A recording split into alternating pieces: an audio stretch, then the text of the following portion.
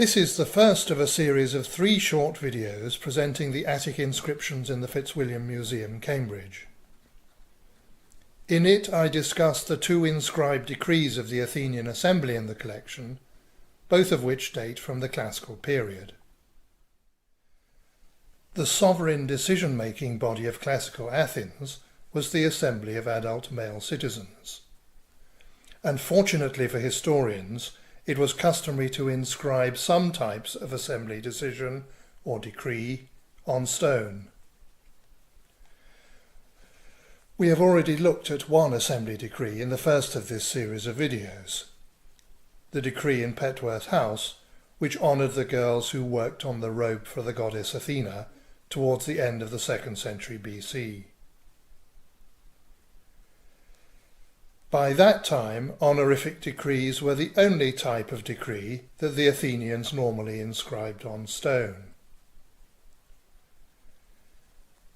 In the classical democracy of the 5th and 4th centuries BC, however, the Athenians inscribed a wider range of assembly decisions. These included interstate agreements, and it's to such an agreement that the earlier of the 2 decree fragments in the Fitzwilliam's collection belongs. You might notice 3 things about the text inscribed on this stone. First, towards the right in the top line, there is a single letter I, iota in Greek. This is the last letter of the Greek word for gods, theoi, which was commonly inscribed at the top of Athenian decrees. It reminds us that they were generally set up in religious sanctuaries, usually on the Acropolis, and that inscribing them has a religious context, even where the content of the decree, as in this case, is in our terms mainly of a secular character. There is, however, some religious content in that, as we shall see, the text on the stone includes the words of the religious oaths that the parties swore to adhere to the agreement. Second, in the line immediately below that, you can read in large letters M-M-A-T-E-Y-E.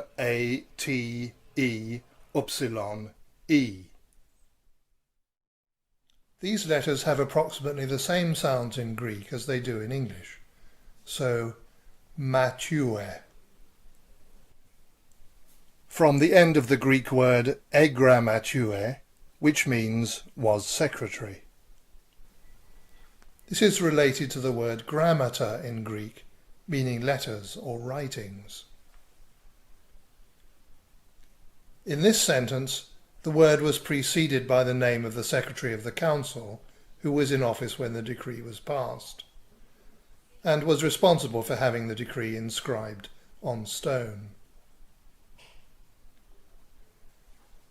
Thirdly, 2 lines further on, you might be able to make out a string of 5 letters, L, A, what looks like an X, but in Greek is the letter chi, with the sound k, E, sigma or S. Incidentally, you'll notice that the L, or lambda, has a form rather similar to the letter L in our own alphabet. Athens didn't officially adopt the standard form of Greek lambda until after the end of the Peloponnesian War in 403 BC. These letters spell out a name, Laches, who was an Athenian general in the Peloponnesian War, known from the pages of the historian Thucydides, and who, we now learn, was also the man who proposed this decree in the Athenian Assembly.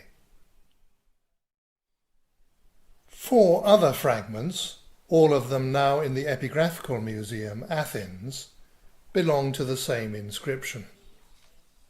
Here is a translation of the whole text.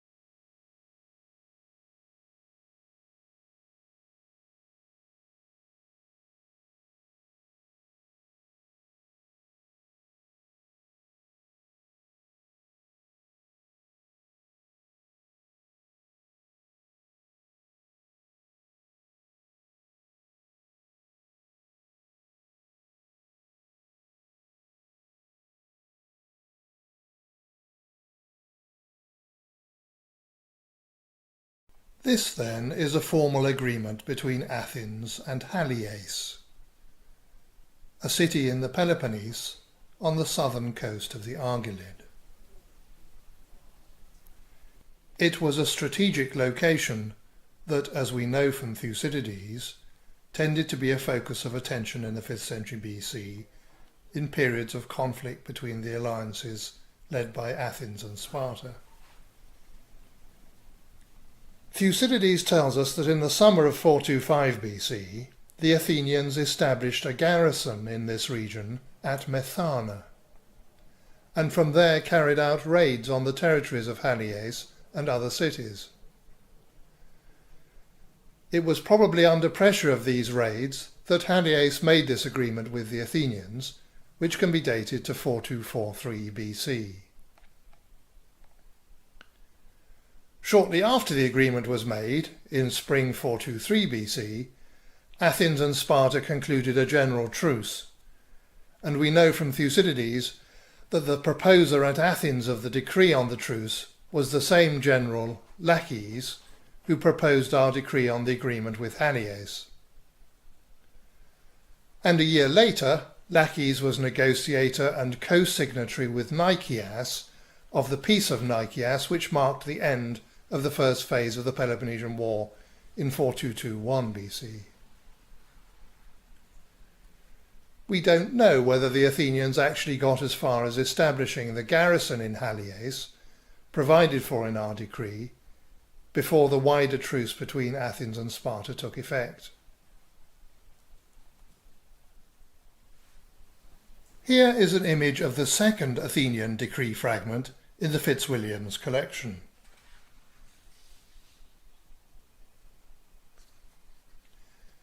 As you can see, what is preserved in this case is not the body of the decree, but the relief sculpture from the top of it. Not all decree inscriptions were headed by reliefs of this kind, but quite a few were.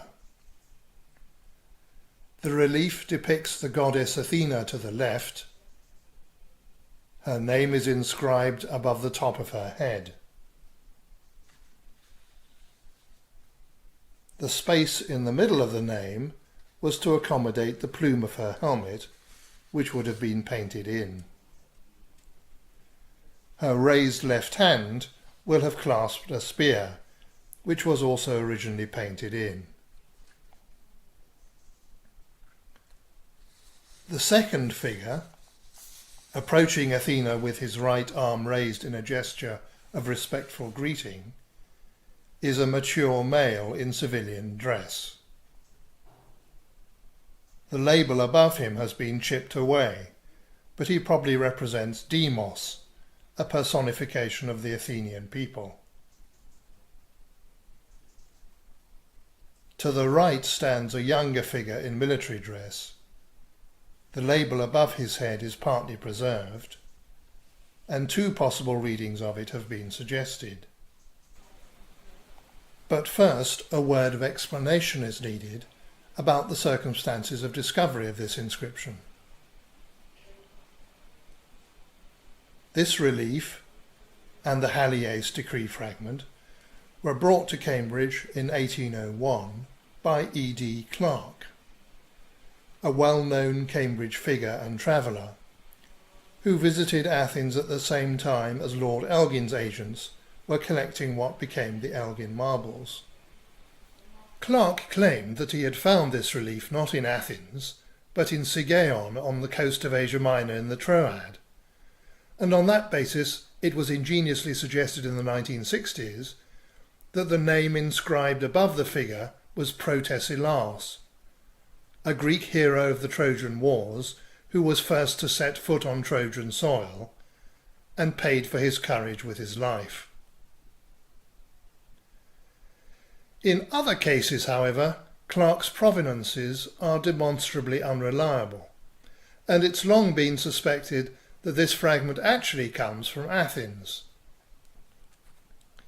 In that case, it may be that the name label reads not Protesilaos, but Menelaos, the mythical king of Sparta in the Trojan Wars, and the relief was from a decree concerning relations between Athens and Sparta. Stylistically, the relief can be dated to around the 3rd quarter of the 4th century BC, so around a century later than the fragment of the treaty with Allies. And there is one likely context at this period. After the Battle of Chaeronea in 338 BC, Athens had become a subordinate ally of Philip of Macedon and later of his son Alexander. But in 331 BC, the Spartans under King Agis led a rebellion against Macedon, which the Athenians very nearly supported.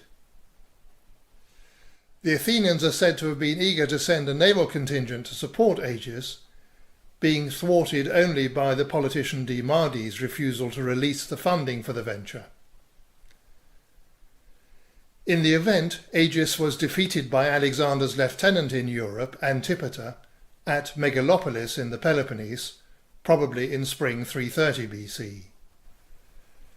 But whether or not the Athenians initially passed concrete measures to support Agis, an Athenian decree, perhaps for example one honouring Spartan envoys, in the context of constructive Athenian diplomacy with Sparta at this time, is very plausible.